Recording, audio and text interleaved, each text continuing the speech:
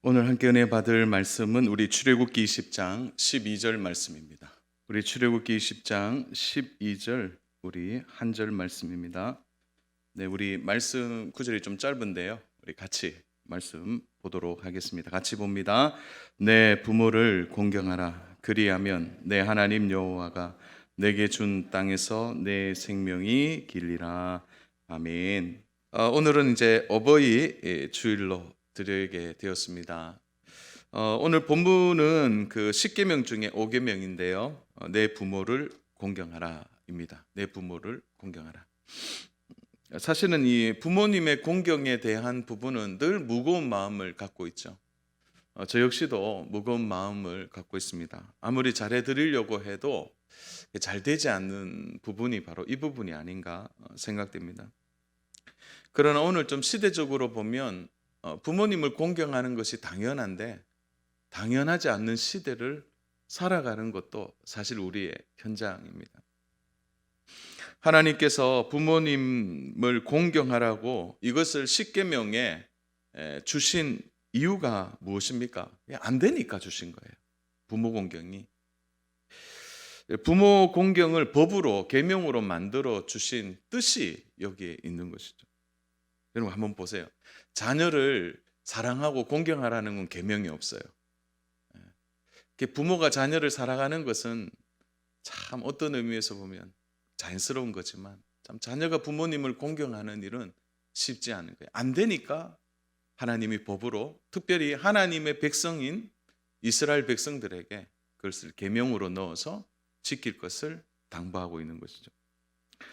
구약에서 신약에 이르기까지 굳이 5계명에 대한 이 부모 공경에 대한 이야기를 하지 않더라도 곳곳에 보면 부모님을 공경하라는 메시지가 잘 담겨 있습니다.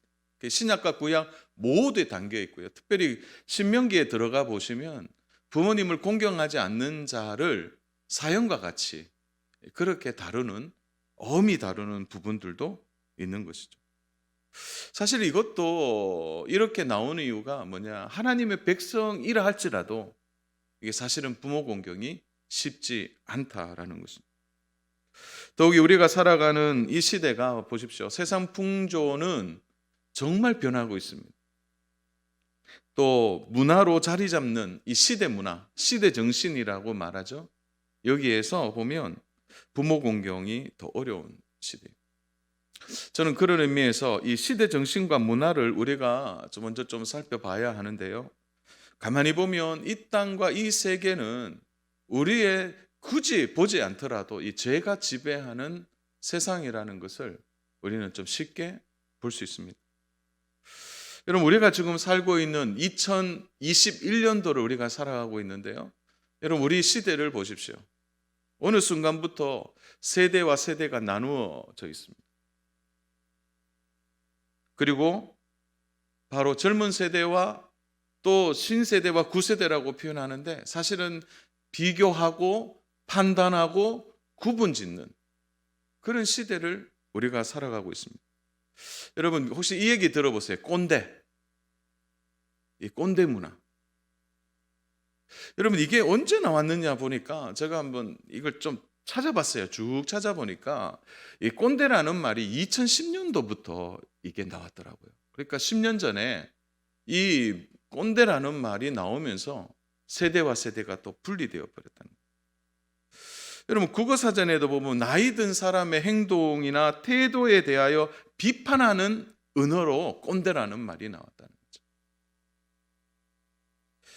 사실은 이것은 기성세대나 그리고 부모님, 선생님 그리고 나이 드신 어르신들에 대하여 이게 부정적인 언어로 젊은 사람들의 생각 속에 각인되어 있습니다. 사실은 이것은 이전부터 시작됐죠. 탈권위주의. 권위가 싫은 거죠. 권위주의.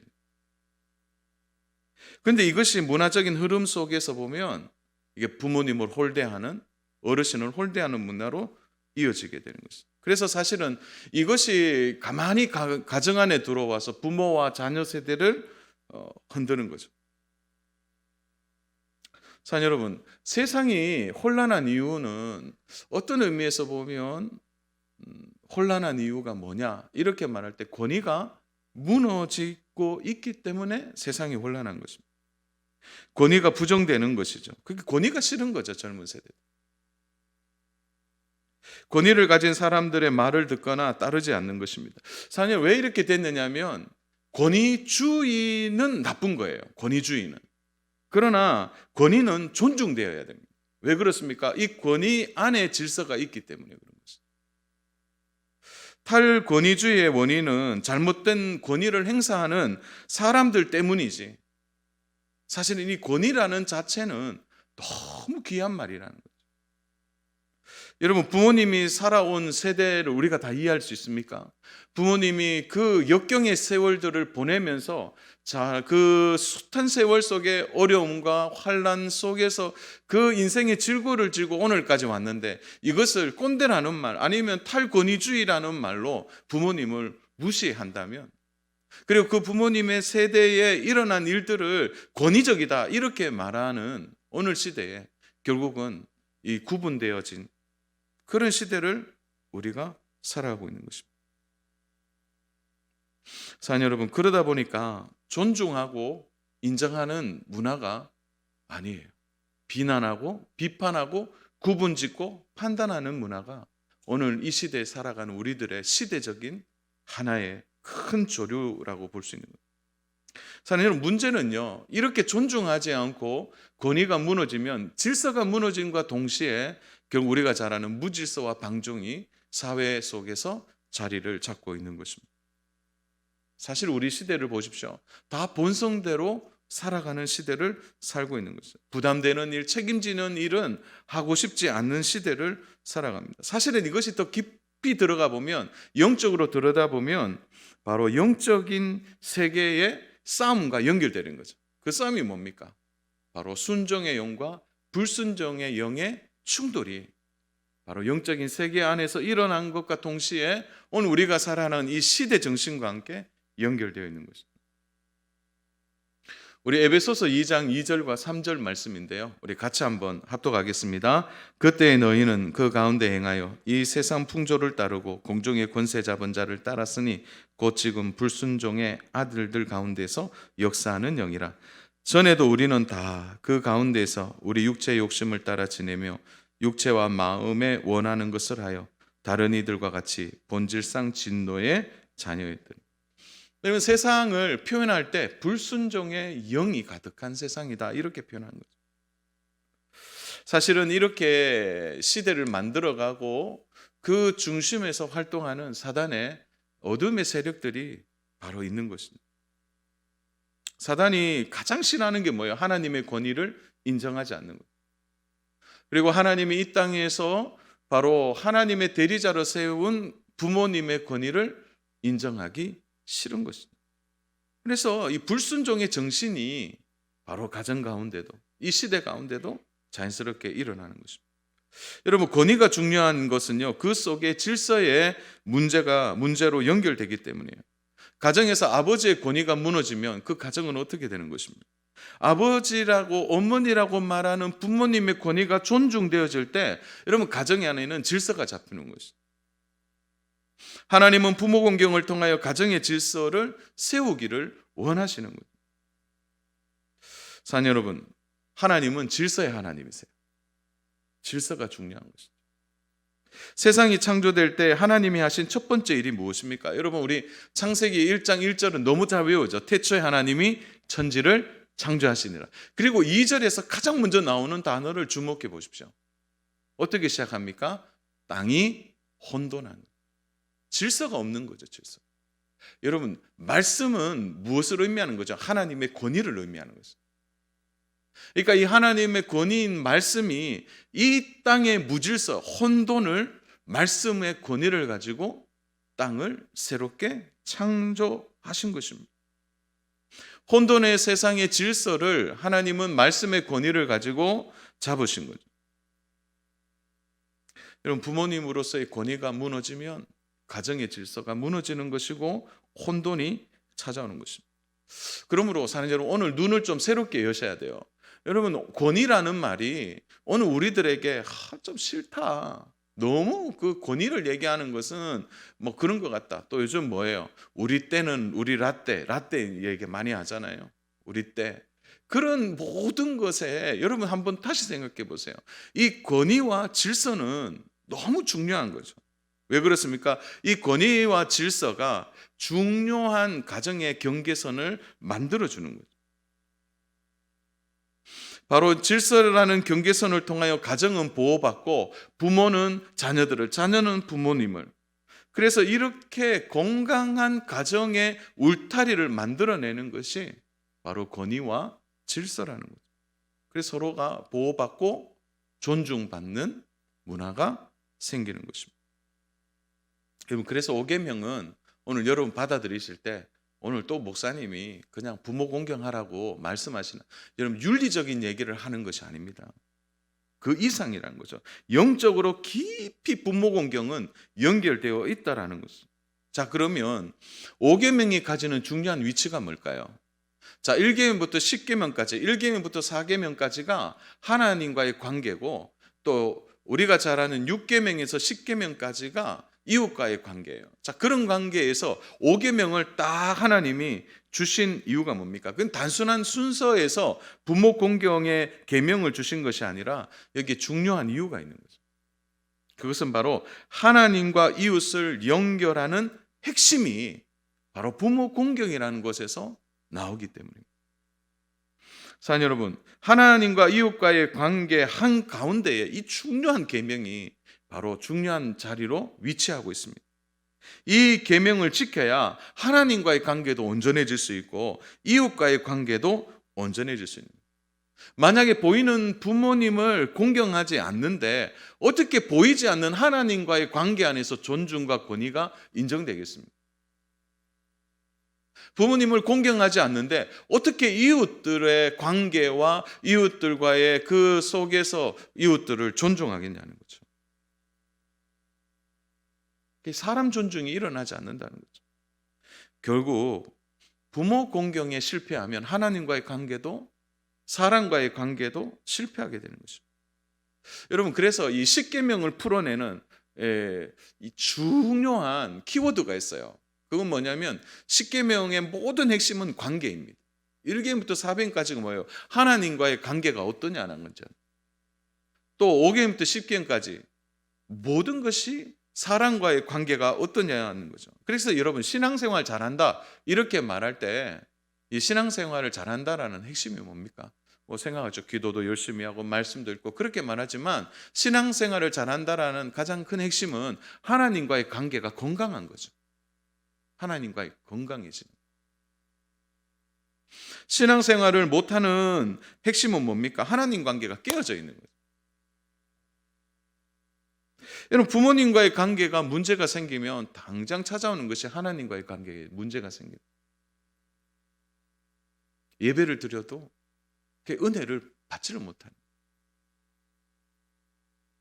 이웃과의 관계가 깨어져 있는데 어떻게 이웃 안에서 우리가 복음이 우리를 통해 흘러가겠습니까? 그러므로 부모 공경은 중요한 연결고리예요. 연결고리. 이 5계명이 사람과의 관계도 만들어내고 세우고 시작하는 거죠. 자, 여러분, 보통 아이들이 태어나면 제일 먼저 사람과의 관계 훈련을 누구로부터 배웁니까? 부모와 자식을 통해 배우는 거예요. 그래서 자녀가 태어나면 첫 번째 사회생활이 어디서 이루어지느냐? 가정에서 이루어지는 거예요. 부모님을 통해서 사회를 배우고 부모님을 통해서 인간과 인간과의 관계를 배우게 되는 거예요. 이러한 관계가 가정에서부터 이제 사회로 자연스럽게 이어지게 되는 것입니다. 사실은 사회 문제의 근원을 들여다보면 대부분 가정 문제에서부터 시작하게 되는 거죠. 가정 문제의 중심은 뭡니까? 깨어진 부모와 자녀와의 관계죠. 깨어져 있는 것을 인하여 결국 이것이 사회 문제로도까지 이어지게 되는 것입니다. 그러므로 부모 공경은 그냥 하나님이 윤리적인 차원에서 얘기하는 것이 아니라 이것은 영적으로 너무너무 중요한 연결고리를 만들어내는 거예요. 하나님과의 관계와 사람과의 관계를 만들어내는 핵심이 바로 부모 공경에서부터 이어지게 되는 거죠. 자, 이렇게까지 얘기하면 목사님 다 동의합니다. 저 찬성합니다. 그런데 현실적인 질문 앞에는 사실 우리가 고민에 빠진다는 거죠. 그것이 무엇입니까? 현실적인 질문이죠. 우리 부모님은 존경받을 만한 것이 없습니다. 그것이 사실 우리의 마음을 아프게 하는 거예요.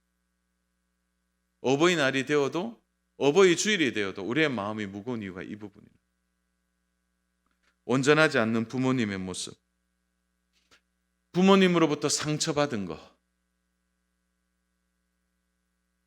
내 인생의 부모님이 걸림돌이 되어지는 것 같은. 그래서 이런 것으로 인하여 우리의 마음에 질문하는 거죠. 목사님, 이런데도 부모님을 공경해야 합니까? 제가 보아도 우리 부모님은 온전하지 않는데요. 이런 현실적인 질문을 우리가 당연히 하게 됩니다. 했습니다, 목사님. 그런데 안 돼요. 부모님 얼굴 보는 순간 순종할 마음이 사라집니다. 다른 것은 제가 다 하겠는데 이 5계명만큼은 제가 피하고 싶습니다. 솔직한 마음을 가진 분들도 있을 것입니다. 그것은 시댁의 문제일 수도 있고 또 친정의 문제일 수도 있고 참 우리가 자유롭지 않는 것이 사실입니다. 여러분, 그러나 오늘 좀 우리의 생각과 세계관을 좀 바꿀 필요가 있습니다. 그것은 부모님을 공경하는 핵심이 그 부모님이 가진 인격이라든지 그 부모님이 가진 어떤 삶의 태도라든지 그런 것이 아니라 우리가 부모님을 공경해야 될 이유는 부모로서 가지는 역할 때문에 공경해야 됩니다. 무슨 역할입니까? 여러분, 부모님의 역할의 핵심은 바로 하나님이 우리에게 생명을 주실 때 부모님을 생명의 대리자로 삼으셔서 우리에게 생명을 주셨기 때문이에요. 아무 나쁜 부모님이라 하더라도 그 부모님으로부터 우리가 생명을 이어받았다는 거예요. 하나님 우리에게 주시는 생명을 부모님을 통하여 받게 하신 것으로 그 역할과 상징성이 있는 것입니다. 자, 여러분, 우리 한번 말씀 찾아볼까요? 에베소서 6장 1절입니다. 우리 같이 합독하겠습니다. 자녀들아, 주 안에서 너희 부모에게 순종하라. 이것이 옳으니라. 자, 여기에서 좀 주목해야 될 단어가 노란색 한번 보세요. 옳으니라 라는 단어입니다. 부모님에게 순종하는 것이 옳으니라. 뭐 당연히 옳지요. 그런데 이 단어는요, 틀리다, 옳다라는 어떤 국어적 개념이 아닙니다. 이 단어의 원어적 의미는 우리 한글은 옳으니라 이렇게 표현하는데 이 근원적이고 더 중요한 의미가 있는데요. 정확한 번역은 이겁니다. 이것이 본성이니라 이렇게 돼요. 정확한 번역. 자녀들아, 주 안에서 너희 부모에게 순종하라. 이것이 본성이니라 이렇게 말해요. 본능이라고 말하고 있는 거죠. 여러분, 본능은 해도 되고 안 해도 되고 뭐 또 옳고 틀린 게 아니에요. 우리가 죄로 인하여 타락되었고 우리 안에 끊임없이 불순종하고 싶은 그 죄의 결과가 우리 안에 있음에도 불구하고 부모 공경은 하나님 우리에게 주신 본성이라는 거예요. 가르쳐주지 않아도 우리가 그것을 해야 될 본성으로 하나님이 우리에게 허락해 주셨다는 거예요. 사실 우리가 여기에서 할 말이 없는 것이죠. 사랑하는 여러분, 다윗이 젊은 시절에 그의 인생의 최고의 난관은 바로 그를 죽이려고 하는 사울 왕이었습니다. 여러분, 얼마나 사울 왕이요 집요하게 다윗을 쫓아다녔는지 몰라요. 여러분, 3,000명의 특공대를 데리고 여러분 뭐 숨을 곳이 있습니까? 광야에 쫓아다녔어요. 10년을 넘게 괴롭힙니다.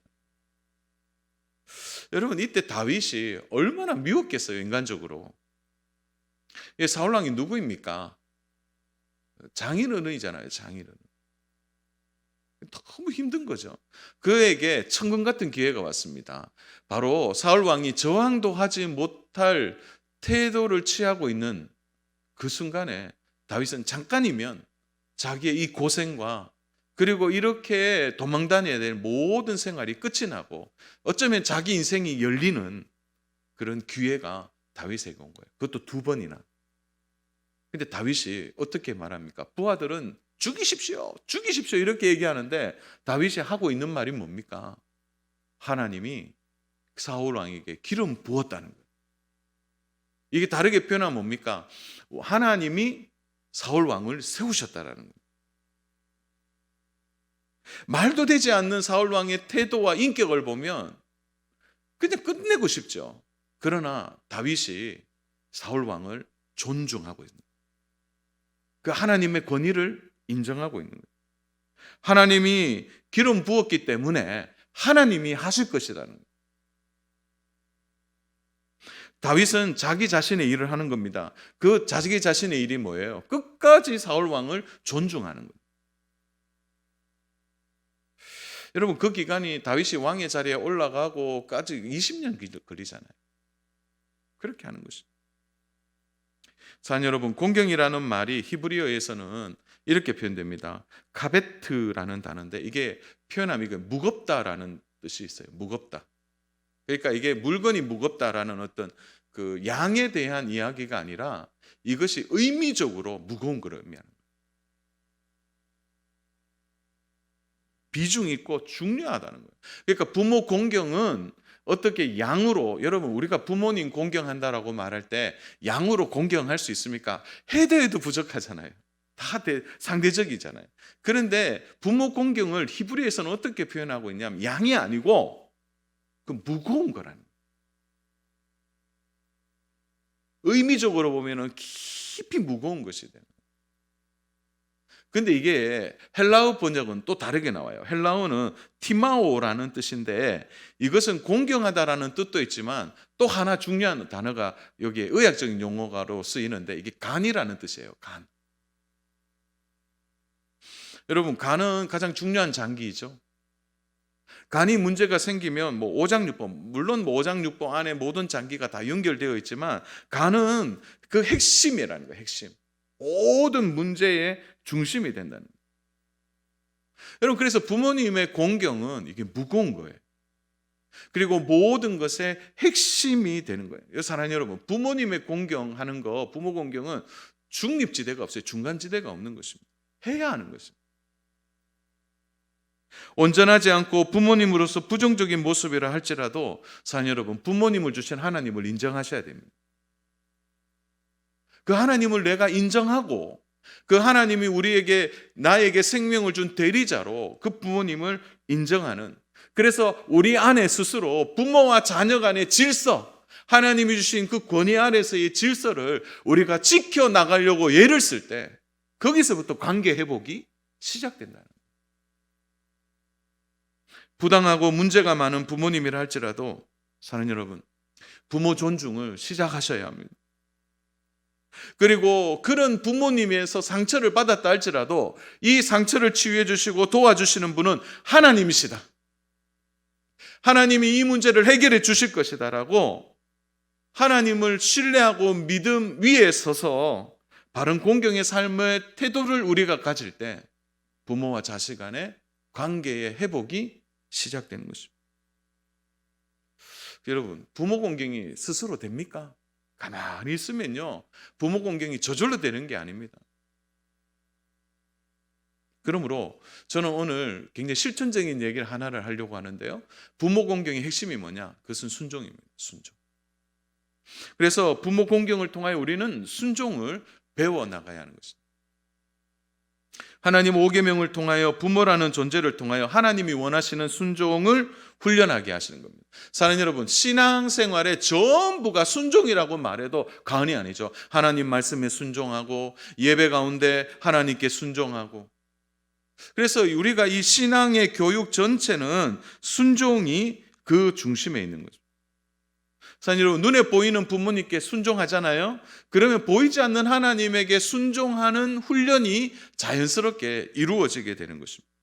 여러분, 아브라함의 믿음의 핵심이 어디에 있습니까? 그는 말씀을 쫓아 순종하면서 시작했고요. 그의 신앙과 믿음의 절정은 창세기 22장에서 하나님의 말씀대로 이삭을 하나님께 올려드리는 순종을 통하여 그의 믿음이 온전히 세워지게 되는 거예요. 그래서 부모 공경에 있어서 여러분의 마음, 생각, 지성, 이성, 여러분들이 막 모든 과거의 경험들과 추억들을 보면서 상처받은 그런 것을 통하여 내가 다른 것은 다 하겠다. 물질적으로 돕기도 하고 내가 부모님 뭐 어디 아프시면 모셔가기도 하고 그건 다 하겠다. 그러나 순종에 대하여 여러분들이 하지 못한다면 그럼 부모 공경의 핵심이 빠지는 것입니다.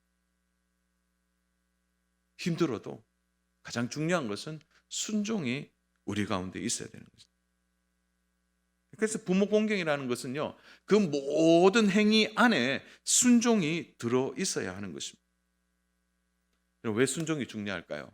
한번 따라서 할까요? 순종은 우리의 재성을 깨트리는 핵심이 되기 때문에. 여러분, 우리의 재성을 깨트리는 핵심이 바로 순종이라는 거예요. 마음대로 하고 싶고, 내 기질대로 살고 싶고, 내 생각대로 살고 싶은데 그 순종 때문에 내가 그렇게 살지 않는 것입니다.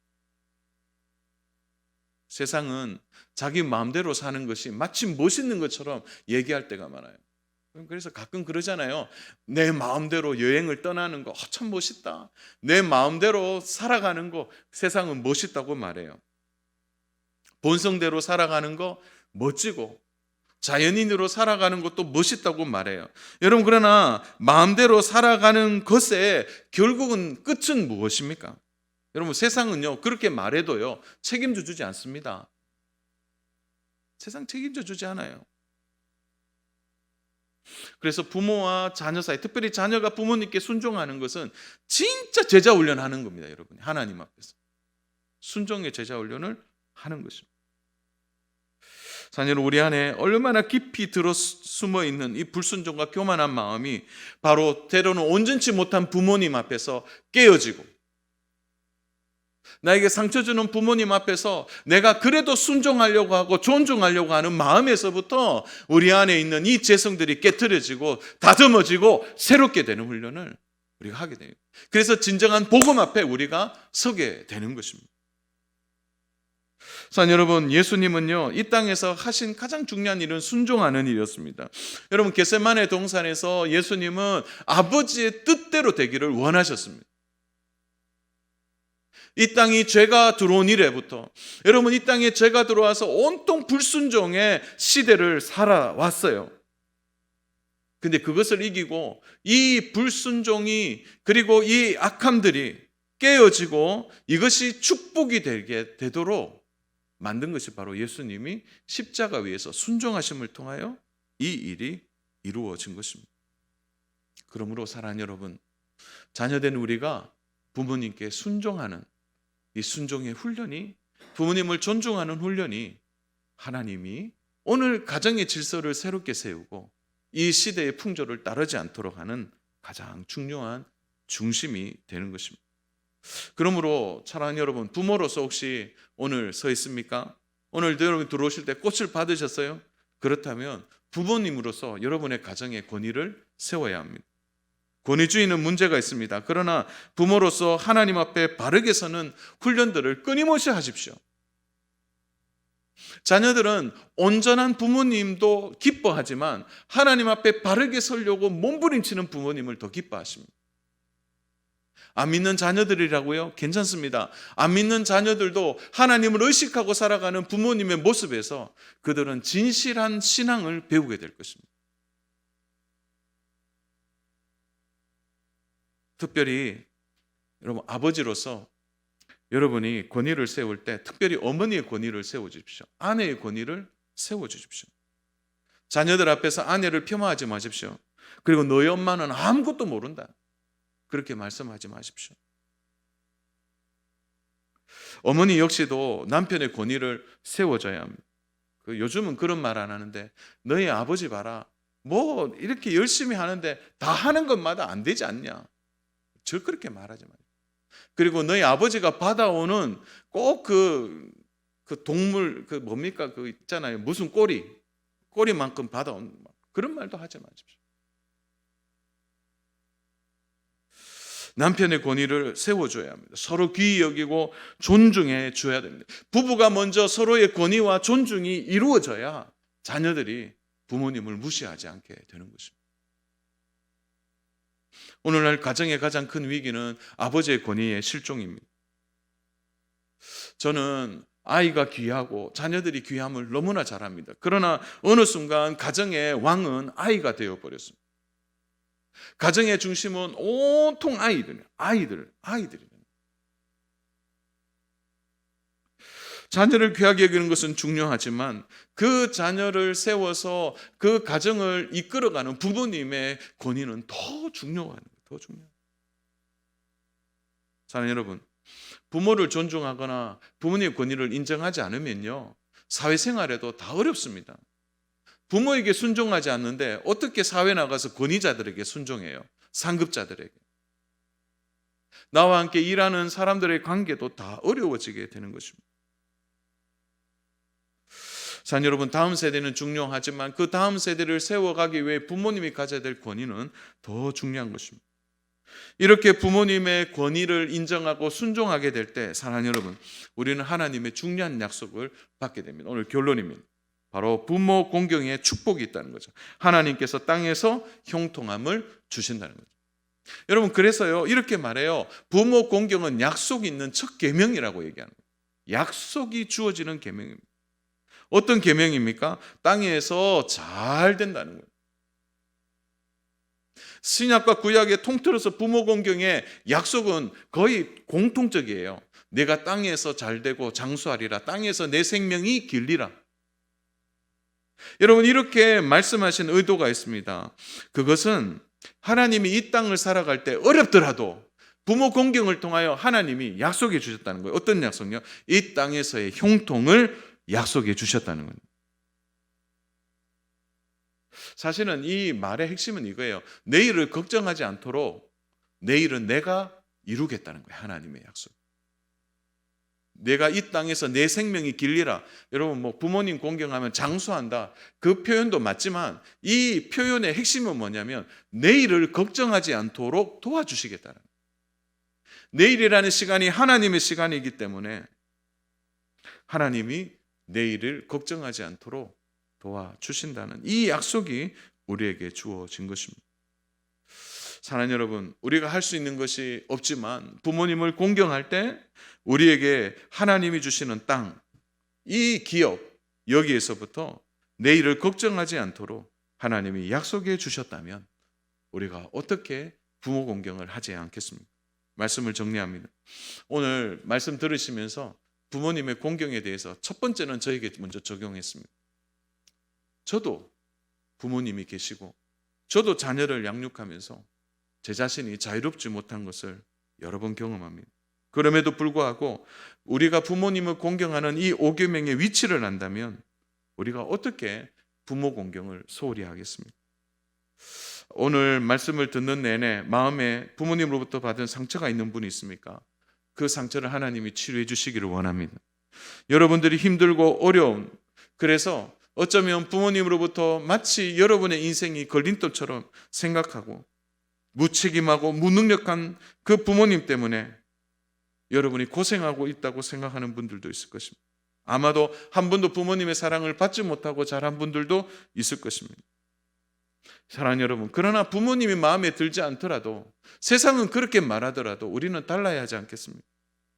존중하고 순종하는 일은 쉽지 않지만 사랑하는 여러분, 우리는 다른 삶을 살아가는 사람이라는 사실을 잊지 말아야 합니다. 사랑하는 여러분, 복음이 우리에게 준 은혜가 뭡니까? 우리가 복음을 받아들일 때, 여러분, 하나님 우리를 사랑하실 때 우리의 자격과 조건을 보셨어요? 우리의 인격을 보셨습니까? 우리의 삶의 태도를 보시고 하나님이 조건을 가지고 우리를 하나님의 복음 안에, 하나님 안에 우리를 이끌어 오신 것입니까? 아니잖아요. 죄가 묻어 있고 죄를 짓고 그렇음에도 불구하고 있는 모습 그대로 받아들인 이 복음 앞에 우리가 오늘 이 자리에 나와 앉아 있는 것이지 않습니까? 이것이 복음의 핵심 아닙니까? 그렇다면 부모님과의 관계가 여전히 힘들고 어렵지만 여러분, 그 부모님을 복음 안에 넣어서 함께 우리가 다시 한번 부모님을 존중하고 이해하고 사랑하려고 하는 마음이 우리 안에 있어야 될 것입니다. 오늘 새벽에 이 찬송가 2절을 부를 때 마음이 좀 뜨거워졌습니다. 539장 2절인데요. 주 예수의 은혜를 입어 내 슬픔이 사라지리. 이 부분을 부르는데 마음이 너무 뜨거워졌습니다. 우리의 슬픔이 부모님으로부터 상처와 아픔이 우리 안에 있지만 여러분 우리가 주 예수의 은혜를 입으면 이 슬픔도 사라지는 거죠. 복음이 담아내는 그 은혜의 현장 안에 상처도 아픔도 다 사라지게 됩니다. 사랑 여러분, 주 예수의 은혜를 입으면 부모님을 받은 슬픔과 질고가 사라지고 부모와 이웃을 사랑할 힘을 하나님이 주실 줄로 믿습니다. 우리 힘으로 할 수 없습니다. 사랑 여러분, 하나님의 사랑이 오늘 우리 모든 분들에게 부음받아서 다시 한번 힘을 내어 우리에게 부모 공경의 마음을 하나님이 허락해 주실 줄로 믿습니다. 혹시 관계가 좀 어려운 분들이 있습니까? 너무 미루지 마세요. 빨리 찾아가세요. 그리고 부모님의 마음은 항상 그런 것 같아요. 아버지, 어머니 이렇게만 말해도 부모님의 그 호칭만 해도 참 부모님 마음이 녹지 않습니까? 아무리 응어리져 있어도 풀립니다. 부모 공경은 하나님과 사람과의 인간관계를 푸는 가장 중요한 열쇠입니다. 그리고 이 부모 공경은 하나님 우리에게 이 땅에서 내일을 걱정하지 않도록 약속을 주신 너무나 축복의 개념이라는 사실을 잊지 마시기 바랍니다. 그러므로 오늘 하나님 주신 이 약속을 붙들고 우리의 가정과 땅과 기업에 하나님의 복이 임할 수 있도록 사랑 여러분, 부모 공경에 다시 한번 마음을 들여 섬기고 사랑한 우리 귀한 성도님 되시기를 주님의 이름으로 축복합니다. 아버지 하나님, 오늘 부모님 공경에 대해서 함께 말씀을 나누었습니다. 쉽지 않고 어려운 풀리지 않는 수학 숙제처럼 우리의 마음을 답답하게 할 때 있지만 하나님께서 우리에게 힘 주시고 우리가 복음 안에 다시 세워져서 주 예수의 은혜가 우리의 슬픔을 걷어가고 주 예수의 사랑이 우리의 좌절과 아픔을 걷어가서 다시 부모님을 바라보고 새로운 마음으로 받아내고 함께하고 사랑할 수 있도록 은혜 더하여 주시옵소서. 아버지 하나님, 다시 부모님을 사랑하게 하시고 특별히 부모님이 이 땅을 떠났다면 우리 자녀들에게 부모로서의 온전한 권위와 하나님 사랑하는 마음을 보여줌을 통하여 우리의 자녀들이 나의 모습을 통해 하나님을 만나는 귀한 역사가 있게 하여 주시옵소서. 아내는 남편을, 남편은 아내를 서로 세워주고 그 권위와 질서를 따라 움직여질 때 가정이 회복되고 자녀들이 부모님 안에서의 그 평안을 누리고 보호받고 함께함을 통해 아름다운 가정으로 이 시대 정신을 벗어버리고 온전한 가정, 믿음의 가정으로 세워지게 하여 주시옵소서. 아버지 하나님, 오늘도 감사하는 마음으로 귀한 예물을 하나님께 올려드립니다. 하나님의 것임을 알고 드리는 11조와 또 하나님 믿음으로 드리는 성교와 건축 예물 위에 기름 부어주시고 또 주일 예물과 감사 예물을 통하여 우리의 감사가 끊이지 않도록 복의 복을 덧입혀 주시옵소서. 아버지 하나님, 하늘의 보고를 여셔서 우리의 땅의 삶에 어려움이 없게 하여 주시고 내일을 준비해 주시는 하나님의 복된 은혜를 따라 우리의 떡반죽 그릇이 차고 넘치고 우리의 병에 기름이 마르지 아니하도록 채우고 공급하고 나누어주고 또 나누어주고 또 나누어줘도 우리의 생활의 전대가 마르지 않도록 날마다 채우시고 공급하여 주시옵소서. 어려운 때야말로 오히려 하나님의 역사를 우리의 눈으로 볼 때인 줄로 믿사오니 하나님 전화 위복의 복을 주시고 우리의 기업과 직장과 일터와 사업장과 농장 위에 충만히 기름 부어 주시옵소서. 특별히 온 성도들에게 하나님 강건함을 더하여 주시옵소서. 머리부터 발끝까지 하나님 아버지여 탁월한 면역력을 주시고 강건할 수 있도록 도우시고 하나님 이 시간 우리의 병이 치유되게 하여 주시고 모든 염증이 사라지고 암덩어리가 떨어져 나가고 온몸에 새 힘을 덧입혀 주시옵소서.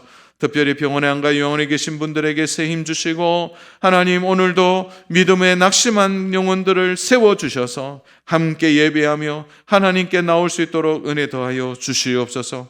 아버지 하나님, 특별히 이 나라 이 민족을 불쌍히 여겨주시고 정치, 경제, 사회, 문화, 교육, 예술, 하나님 특별히 외교와 또한 이 나라의 국방을 하나님이 지켜주셔서 믿음의 나라, 강건한 나라, 자유 대한민국으로 하나님의 뜻에 순종하며 끝까지 승리하는 믿음의 나라가 되도록 하나님 손에 붙잡힌 민족 되도록 성령 충만한 지도자들을 보내어 주시고 이 나라의 민족을 다스려 주시옵소서.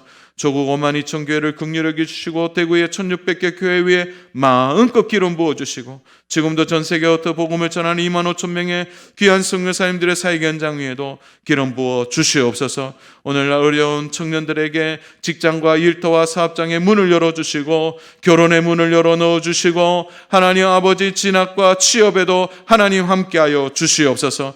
타지에 유학가 있는 자녀들 또 군 복무 중에 있는 자녀들에게 새 힘 주시고 무엇보다 하나님께 간절히 기도하옵기는 출가한 자녀들이 하나님을 귀히 여기고 사랑하고 섬길 수 있도록 출가한 자녀들 위에도 함께하여 주시옵소서. 오늘도 믿음으로 섬기는 귀한 일꾼들을 복 주시고 하나님 강건케 하여 주시고 하나님 앞에 섬기면 섬길수록 그 귀한 복을 날마다 누릴 수 있도록 은혜 더하여 주시옵소서. 감사하오며 예수님의 이름으로 기도합니다. 아멘.